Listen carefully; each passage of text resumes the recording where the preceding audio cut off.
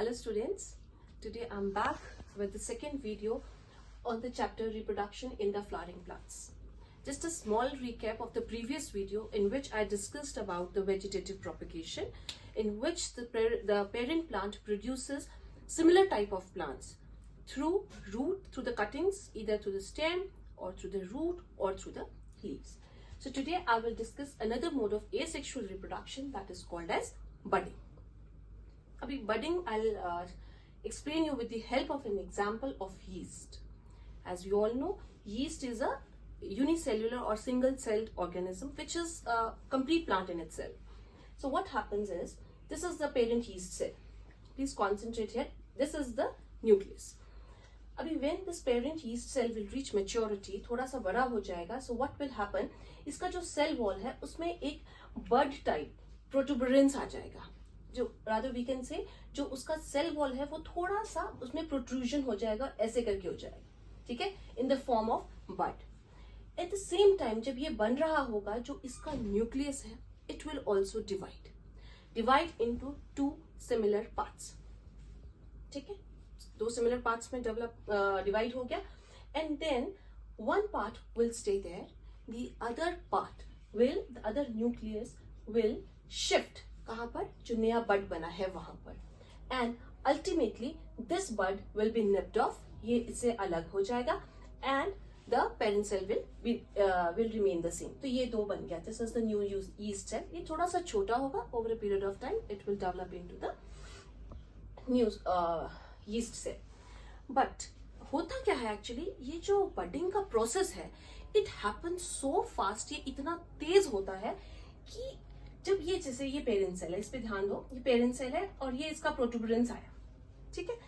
But by the time ये इसका प्रोटुबरेंस आया और एक न्यूक्लियस दूसरे में गया, ये इससे पहले कि ये इससे अलग होता एक और बन गया. एंड इन दिस वे वो किसी भी साइड में वो सेल वॉल जो है वो प्रोट्रूड हो सकती है और दूसरा यीस्ट सेल बन सकता है. And in this way a long chain of yeast cells are formed. And then ultimately all these yeast cells they will fall off. ये सब गिर जाएंगे and then new parent yeast cells will be formed which will again divide into so many yeast cells. So this was all about budding. और इसमें जो जितनी भी progeny होगी, जितने भी new yeast cells बनेंगे, they will be exactly the same of the parent yeast cell. So see, एक yeast cell से कितने सारे yeast cells जो है वो बन जाएंगे. Next asexual means of reproduction में आता है, दैट इज फ्रेगमेंटेशन. अभी ये फ्रेगमेंटेशन क्या होता है? फ्रेगमेंट मीन्स पीसेस, ठीक है. जो वेरी सिंपल ऑर्गेनिजम्स होते हैं, जैसे हमारा एल्गा होता है, we all have seen green algae. ये अपना जो स्टेगनेंट पॉन्ड्स होते हैं, लेक्स होती हैं, कई बार स्ट्रीम्स के साइड्स में भी ग्रीन कलर का पैची सा वो स्टेगनेंट सा एक साइड बन जाता है. तो दैट स्लाइमी सा ग्रीन पोर्शन जो होता है, that is called as alga. अभी that's a very simple plant organism. उसमें क्या होता है, दैट रिप्रोड्यूसेस थ्रू फ्रेगमेंटेशन, बहुत जल्दी बढ़ता है. अभी उसमें क्या होगा, जैसे ही जो एल्गा है, suppose this is the alga, this is mature spirogyra, ठीक है, दिस इज द एल्गा. अब ये जो एल्गा है, जैसे ही ये मेच्योरिटी पे पहुंचा, so that's why I have written mature Spirogyra, fragmentation will occur. Means it will break into pieces. ये छोटे छोटे पीसेस में कट जाएगा, टूट जाएगा, जिसको हम फ्रेगमेंट्स भी बोलते हैं. And each fragment will develop into a mature alga. और since I have taken the example of spirogyra, so each fragment will develop into spirogyra. छोटा वाला होगा, once it matures it will become again a mature one. और जब ये mature हो जाएगा, it will again break down, और इस तरीके से it spreads very fast. So the next mode of asexual reproduction is the spore formation. I told you also there are so many students which mix spores with seeds. Seeds are different. I will discuss them in sexual reproduction. That is the वो sexual reproduction का एक part है. This is spore formation, asexual reproduction, two entirely different things. So जो spore formation है, this is asexual means of reproduction. Generally जो fungi होता है हमारा, फ्लावरलेस प्लांट्स जैसे algae, ferns and mosses, they reproduces asexually with the help of this spore formation. I'll take you the example of the Rhizopus fungus. Rhizopus fungus हम सबने देखा है. If we see the bread, generally warm conditions में, warm weather में जब हम bread को बाहर रहने देते हैं, will not keep it in the fridge, and to make the conditions more favourable हम क्या करेंगे, उसको थोड़ा सा मॉइस्ट करके रखते हैं। अगर थोड़ा सा ह्यूमिड अगर वेदर हो तो मॉइस्ट करने की भी जरूरत नहीं होगी। तो जो ये जो राइजोपस फंगस है, इसके स्पोर्स जो होते हैं ना, वो जनरली हमारे एटमॉस्फेयर में प्रेजेंट होते हैं, ठीक है। So the moment that bread is there, this rhizopus fungus that will automatically land on that bread piece, ठीक है। और आप थोड़ी सी टाइम में देखोगे, अगर टेम्परेचर थोड़ा हाई है, ह्यूमिडिटी कंडीशंस है, तो उस पर एक व्हाइट कॉटनी सी एक लेयर बन जाएगी। कॉटन जैसे ना उसकी थ्रेड जैसे होते हैं, वो मैं आपको बताऊंगी वो क्या होते हैं। उसकी एक लेयर बन जाएगी और थोड़ी टाइम बाद वो ब्लैक कलर का हो जाएगा। So that is what, that is the rhizopus fungus. अगर हम with the help of magnifying glass उस ब्रेड को, उस ब्रेड की स्लाइस को अगर हम देखेंगे, so what we will see is this type of structure we will see, ठीक है। होता क्या है, दैट व्हाइट कॉटनी मास जो मैं आपको बता रही हूँ, दैट इज द हाइफी, ठीक है। वो ऐसे हाइफी जो है वो हमें दिखेंगे, which is followed by the stems, ऐसे हमें स्टेम्स दिखेंगी, and these stems will end up in balloon shape structures which is called as sporangium. Singular में स्पोरेंजियम बोलेंगे, कलेक्टिवली हम स्पोरेंजिया बोलेंगे। So these are sac-like structures, balloon-like structures which are filled with spores. All are किसके spores हैं? This rhizopus fungus, जो पूरे bread को फिर से कितनी सारी ब्रेड्स को ऐसे खराब करने में they are capable. So on maturity, जैसे ही ये थोड़ा टाइम उसको हम रखेंगे और ये मेच्योर होंगे, so this sporangium, this will burst. ये burst हो जाएगा और ये सारे spores जो हैं ये बाहर आ जाएंगे, ठीक है। अगेन उस ब्रेड पे हो जाएंगे, बहुत सारे हो जाएंगे, that will turn it black, और कुछ जो है वो again that will be released into the atmosphere. So one sporangium जो उस ब्रेड पे लैंड किया था, सो दैट विल लीड, जब ये बर्स्ट होगा, so hundreds and hundreds of spores जो है that will be released into the atmosphere as well as that on the bread. So in this way तभी तो जो ये जो फंगस होती है ये इतनी जल्दी फैल जाती है। Not on the bread, will see it on the leather items, उन पे भी कितनी जल्दी, कोई भी खाने का आइटम ऐसे आप बाहर रख दो, वार्म एंड ह्यूमिड कंडीशंस इसको मिलना चाहिए, दो these are the two only requirement, it will spread very fast through the help of the spores. Spores is the method of asexual reproduction. So now the next topic is sexual reproduction in plants. We have finished the asexual part, now the sexual reproduction. If you remember, जब मैंने asexual reproduction start किया था, so I told you that asexual reproduction does not involve the fusion of gametes. Gametes क्या बताए थे? That special cells which take part in reproduction. But in sexual reproduction there is fusion of gametes. अभी fusion of gametes है, तो this means that two sexes are involved, that is the male and the female. तभी then only the fusion मतलब combine हो जाएंगे. So that will take place, which will result to the formation of the seeds. ठीक है? तो sexual reproduction, fusion of gametes, two sexes are involved, and finally the seeds are formed. How it will, that we will discuss later. और ये सब कुछ कहाँ पर हो रहा है? Flowers. So flowers are the reproductive part of the plant. ठीक है? फ्लावर्स में ये सारा जितना भी रिप्रोडक्शन का काम है, चाहे वो उसके बाद फ्रूट्स बनाने हैं, चाहे वो सीड्स बनाने हैं, सब काम जो है वो फ्लावर्स में ही होगा, ठीक है। And this is very important, all the reproductive organs of the plant, reproductive organs, the male part, the female part, they are all are enclosed within the flower. Flower के अंदर ही the male part, the female part, and जो उनका syngamy होगा, जो उनका fusion होगा gametes का, everything will take place inside the flower. So now the structure of flower, क्योंकि फ्लावर के अंदर सारे रिप्रोडक्टिव ऑर्गन्स जो हैं they are enclosed, so it's very important to understand the structure of a flower. तो अगर हम देखें, सो flower is like this, this is the flower stem, ठीक है। इसके बाद ऐसे अगर आप ध्यान से देखें तो दिस इज ऐसे एक रिसेप्टिकल की फॉर्म, मतलब एक सोलन फॉर्म में एक स्ट्रक्चर सा होता है which is called as रिसेप्टिकल।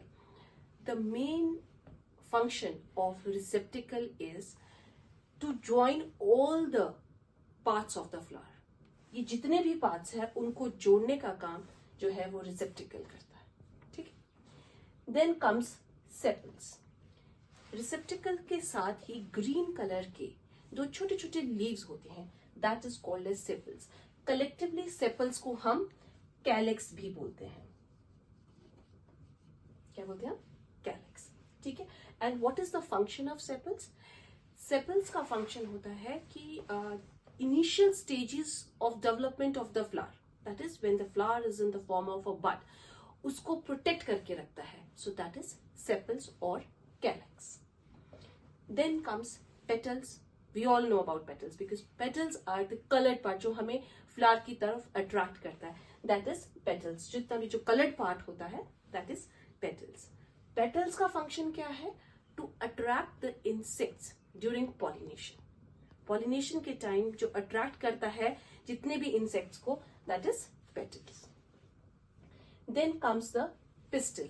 Pistol is the female reproductive part of the flower. It is called as pistil and the male reproductive part of the plant of the flower is called as stamens. बाकी सब तो ठीक है. One thing I left is, जैसे sepals को collectively हम calyx बोलते हैं, पेटल्स को कलेक्टिवली हम कोरोला कहते हैं. ठीक है. तो function of receptacle to join the whole all the parts of the plant flower. Sorry, sepals का मेन फंक्शन जो है to protect the flower during its initial stages, that is during the bud time. Petals to attract the insects during the pollination. Pistil and stamens, that is the female and the male part of the flower, that I will discuss in detail. It's very important. Now the structure of the stamen. Stamen, the male reproductive part of the plant. ठीक है. अभी इस structure को ध्यान से देखें हम. It consists of only two parts. That is the filament and the anther. Filament क्या होता है? It is the stalk or the stem.